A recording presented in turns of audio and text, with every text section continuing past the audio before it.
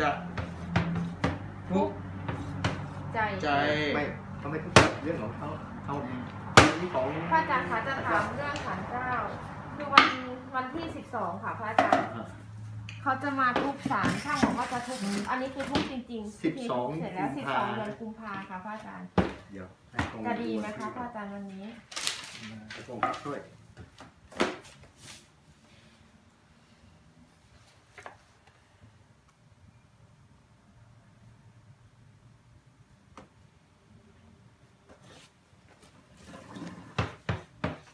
เวลาเลยดูพระอาจารย์แน่เลยค่ะหรือว่าวันนี้มันไม่ดีเพราะว่าช่างเขาบอกว่าจะมาวันที่12เขาจะทุบ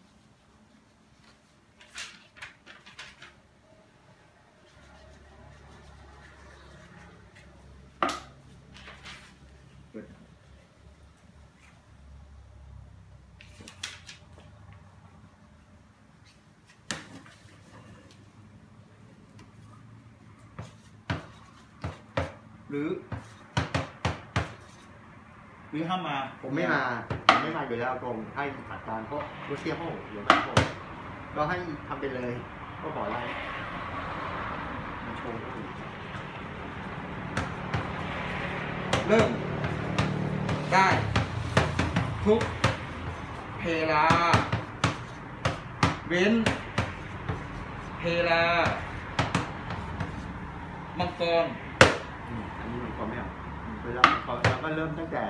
9 โมงขึ้นไป9 โมงขึ้นไปได้9 โมงขึ้นไปแล้วก็เริ่มต่อไปเลยตรงข่าวแล้วก็จะก่อนทุกต้องบอกจะขอถอนเจ้าเตากับเจ้าส้วมค่ะพระอาจารย์ต้องทำแบบไหนคะหรือว่าไม่ต้องบอกหรือว่าต้องไหว้ยังไงคะพระอาจารย์เตาตั้งส้มขนมหวานบอกให้ออกไปก่อนแล้วเสร็จจะเชิญมาใหม่ส้วมอะไรครับตั้งซาแซ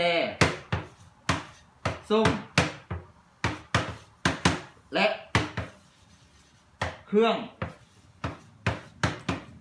สำอาง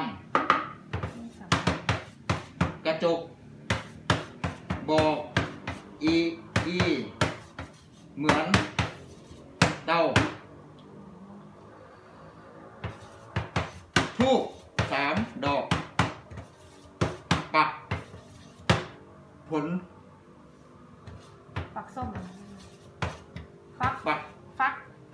กพระอาจารย์ค่ะแล้วกระดาษเงินทองตามสมควรจะส้วมนี้ต้องบอกทุกจุดที่เคยเป็นส้วมอยู่ใช่ไหมคะพระอาจารย์กี่จุด3 จุดค่ะส้วมเก่าจะอยู่หลังตีตังหัวตรงที่ตีตังหัวอยู่ที่หนึ่งแล้วก็ส้วมปัจจุบันนี้แล้วก็ที่ซื้อใหม่มีส้วมเก่าใช้กี่จุดเดียวค่ะไหว้ใหญ่1 จุดเล็กส้ม4 ใบข้อค่ะปูเสือปูมีเสีย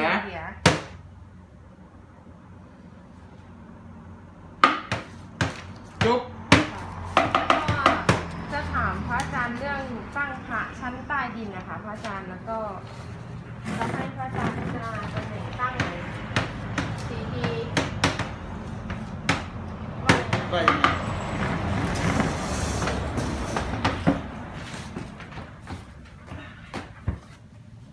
พระอาจารย์ใส่เสียว่าตั้งเท่านี้แต่ว่ายังไม่ได้วางตำแหน่งว่าวางตรงไหนคือพวกลูกศิษย์อาจจะโปรโมทให้คนมาทำบุญตามที่อาจารย์ใส่เสียที่แม่ไปแล้วทีนี้หัววัวกับหัวม้าเขา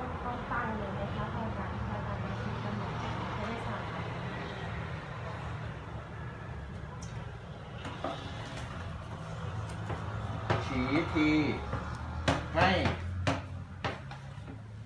เอามาเลยหรือจะเก็บที่ใด ก็ถ้ามาเขาคงจะต้อง พระอาจารย์บอกว่าให้ถ้าเริ่มสร้างชั้นไหนให้สั่งพระชั้นนั้นก็คือจะสั่งไว้ก่อนแต่ก็ชะลอการส่งมาเลยค่ะพระอาจารย์อาจจะเก็บไว้ที่ตึกก่อนหรือว่าที่โกดังที่สวนตอนนี้กำลังเริ่มสร้างบางส่วนก่อนตัวได้ของ ปิดตาหรือ ใช่ค่ะ ที่จะต้องสั่งน่าจะเป็นเอากงมีเฮ้ยเฮ้ย อุ๊ย เฮ้ยเฮ้ย ป่วยอยู่ ตรงนี้ดิ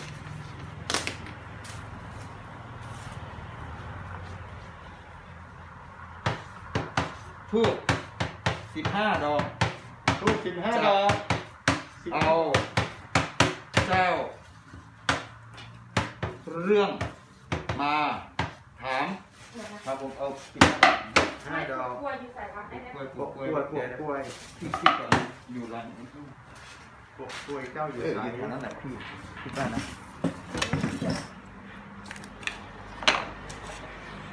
15ด้วยหนู 15เลย เนี่ยอ่าน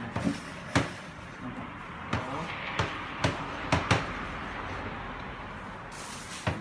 มอคนนี้ชอบคนมาท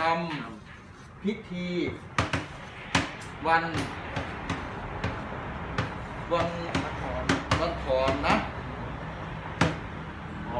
ต้อง ฝาก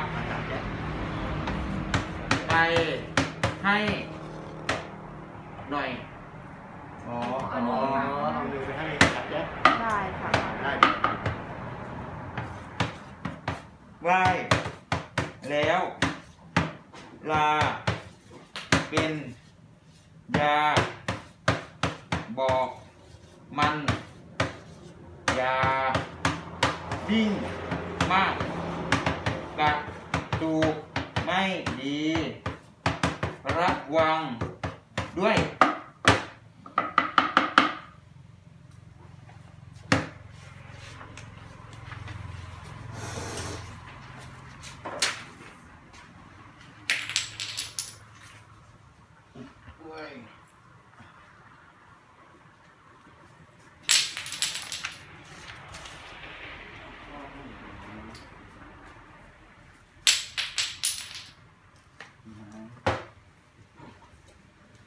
ถูก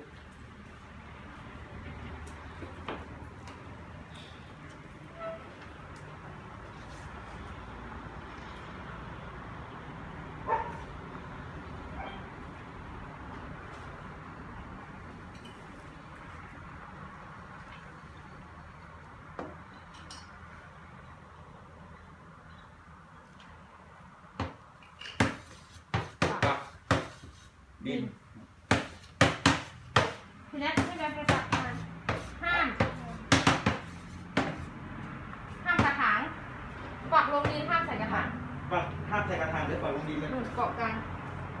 ได้ สายเกาะกลางไปเลย เกาะกลางได้ระวังรถ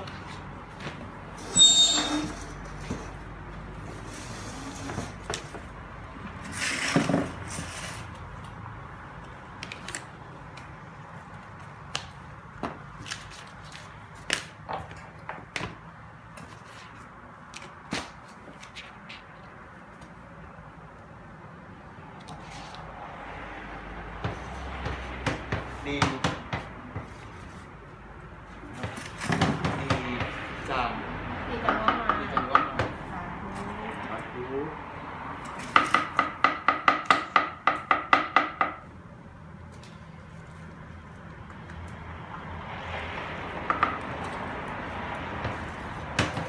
ขาดความคิดถึง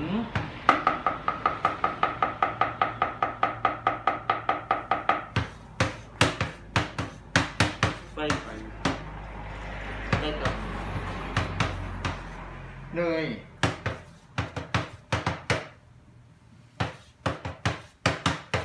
ตีจาง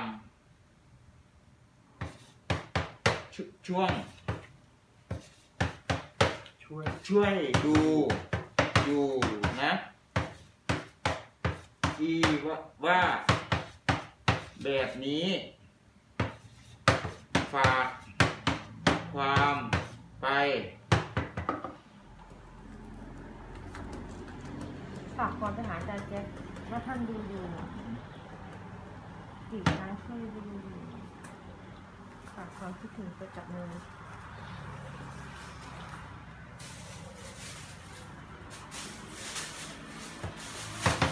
ตั้งแนวตั้งแนวย าว แนวยาว แนวเท่ากัน ๆค่ะ ครับ ค่ะ ระดับเท่า ระ กั ดั น บเท่ากัน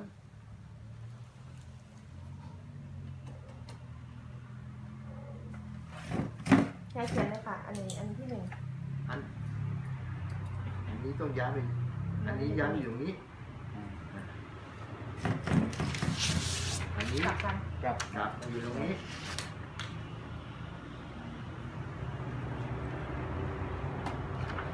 สลับ สลับกัน สลับกันครับ แล้วเอา ดีจังดีจังอ้วน สูงค่ะ เป็นพัดสูงอันนี้ต่ำแต่สีแยกต่ำลงมาครับเขาโครงต่ำกว่าสีถึงครับ ค่ะอันสองเท่ากัน เท่ากันระดับเท่ากันแต่ซื้อกับเขาคงเท่ากันระดับเท่ากัน แล้วอากงครับเก็บมือว่าถ้าบูเท่ากับแบะเท่าเนี่ยให้อยู่ข้างนี้ ให้อยู่ตรงนี้ กับตรงนี้ให้ต้องเท่ากับเท่ากัน ต้องตั้งต่ำกว่านะคะแม่ต่ำกว่าลงมา ต่ำลง ถัดล อี ง ก มา หนึ่งชั้นสองชั้นสูง เท่ากัน โอ้ กัน อันนี้ ต่ำกว่า ทำเป็นแบบนี้ ต่ำกว่า ต่ แล้วอากงอยู่เท่ากับแบะเท่าเนี่ย องค์เท่ากับอาเจ็ดอาแปดเนี่ยแล้วเปากงนี่ต้องเท่ากับไต่ซื้อเยอะไหมหรือว่ายังไงครับ หรือว่าเล็กกว่าหน่อยนึง ถ้าเท่ากันก็สวย ำใช่ เท่ากัน เท่ากันเท่ากับไต่ซื้อเยอะ นั่ง นั่งเก้าอี้ เก้าอี้ เก้าอี้ มังกร นั่งเก้าอี้มังกรเอากงนั่งเก้าอี้มังกร ชุดด ชุดด นั่งเข้า ำนี่มังกร ำชุดด ดำ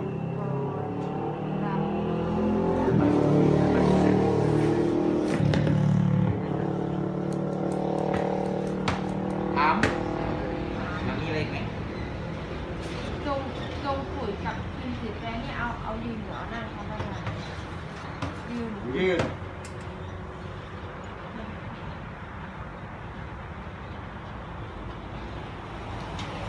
ถ้าอาจารย์คะวันนี้จะขอแกะองค์ใหม่เป็นองค์ไม้นะคะพระอาจารย์หรือว่าจะใช้องค์นี้พระปิดอย่างไร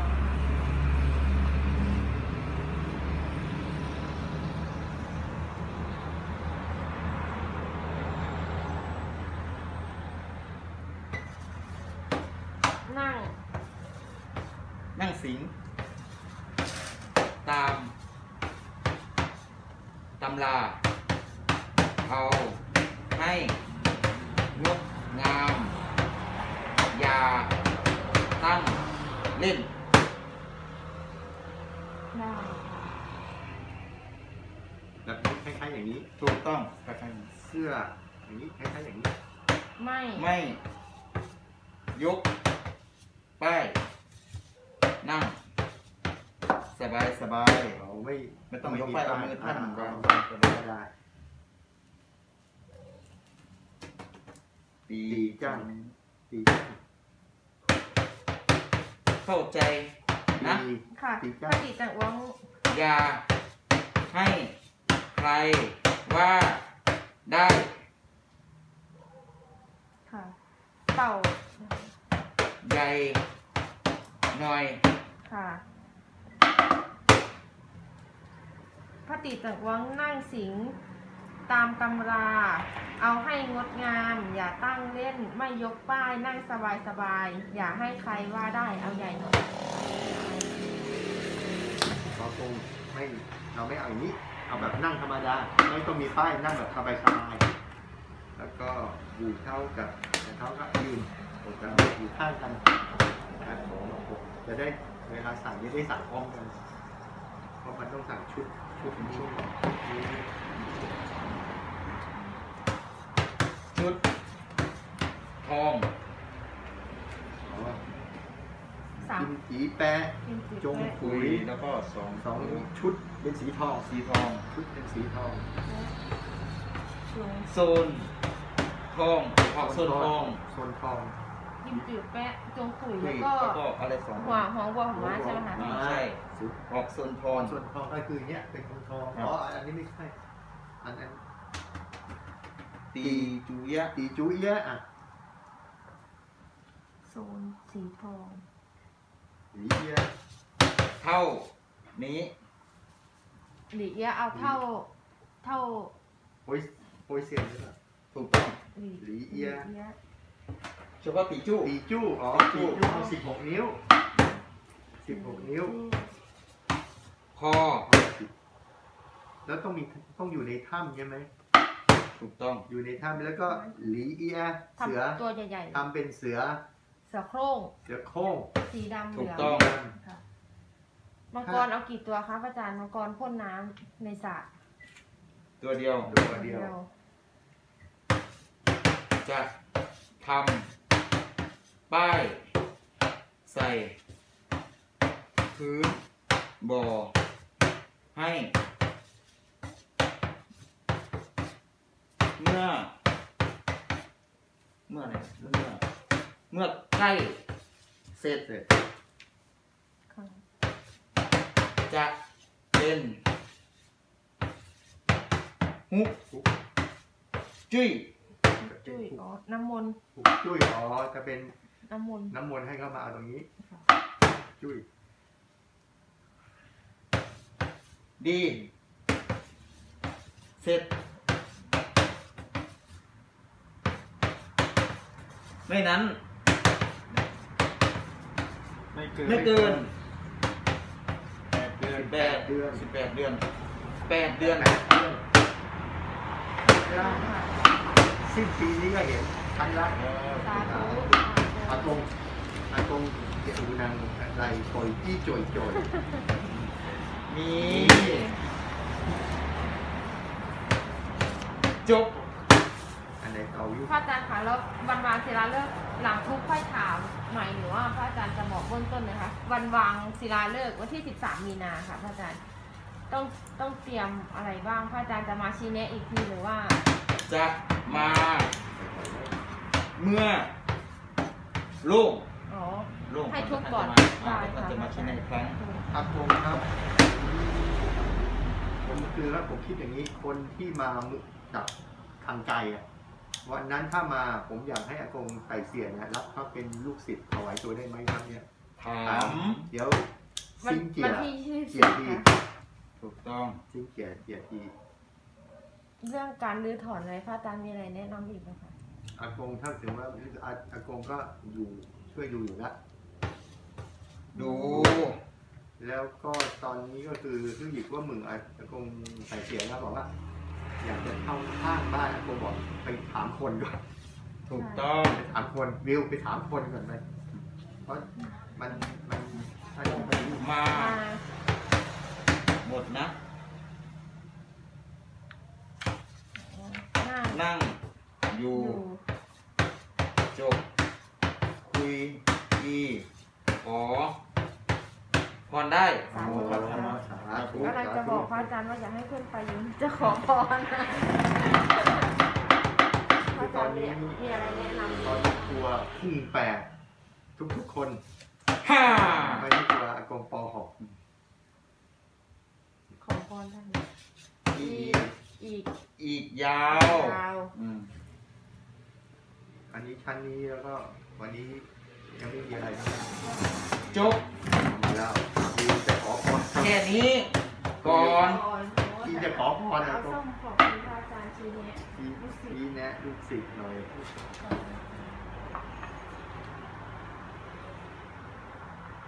ะอาจารย์พรุ่งนี้คิวอาจารย์ใส่เสื้อด้วย อี อีดา อีดัง โอ้โหตอนปีนี้ทุกศาลเจ้าเนี่ยฝั่งโต๊ะนี่ทุกที่นี่โอ้โหตรงใส่เสีย ฮ่า ทำให้เลย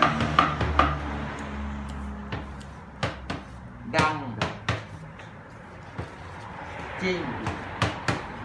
แต่จริง จึง ดัง อาตรงที่หยิบเพียงนั้นไรตรงเสียว